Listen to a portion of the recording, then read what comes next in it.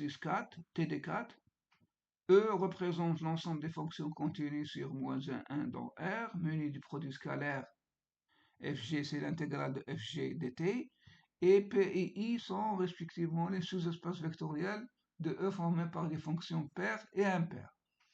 Donc, on va montrer que H, défini par des fonctions appartenant à E, telles que leur intégrale égale à 0, est un hyperplomb de E. Donc, il suffit de considérer la forme linéaire phi de f, c'est -1 f de t dt. Donc, voilà. Considérons phi de e vers r. Donc, c'est une forme est bien une forme linéaire, non nulle. Donc, son cœur représente le h. C'est un hyperplomb de E. Montrons que h contient les fonctions impaires. Il suffit de montrer que phi de f égale à 0. Donc, phi de f, c'est quoi? C'est -1 f de t dt. Et nous allons faire donc deux intégrales de -1 0 f de t dt plus 0 1 f de t dt.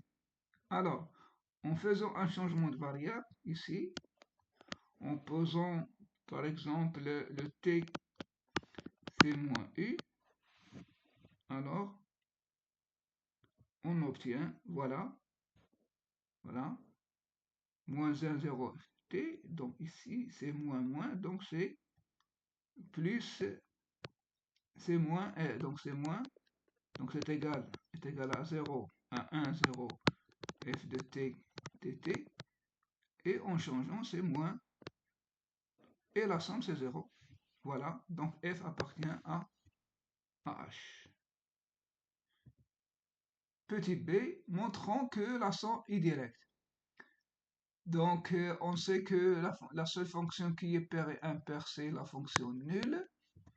Et nous allons décomposer chaque fonction de E, quel que soit x appartenant à R, on va composer f de x en une somme d'une fonction paire et une fonction impaire. Voilà. Donc, on a une somme directe. Montrons que l'orthogonale de P, c'est I. Donc, on va ici faire double inclusion. Donc, quel que soit f appartient à P, quel que soit g appartient à I, on a le produit de f et g est une fonction impaire. Donc, leur produit scalaire, c'est 0 parce que phi de fg, ça appartient à I. Donc, l'intégrale d'une fonction impaire, c'est 0. Donc, fg appartient à l'orthogonale de I. Donc, c'est f de g égale à 0. C'est-à-dire que g, c'est-à-dire que fg égale à 0, quel que soit f appartient à I, c'est-à-dire que g appartient à l'orthogonale de I. D'accord?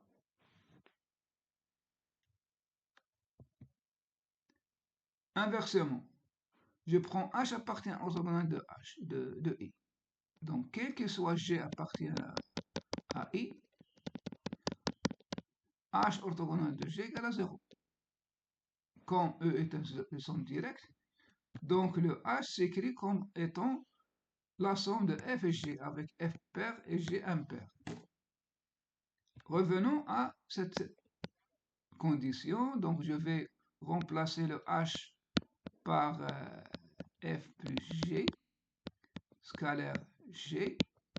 On obtient g scalaire g plus f scalaire. Donc, ça, c'est 0. Et ça, par hypothèse, c'est 0. Donc, on a la norme de g égale à 0. Donc, c'est g égale à 0.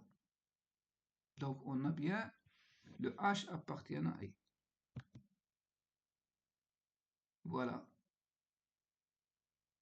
Donc, h est une fonction paire.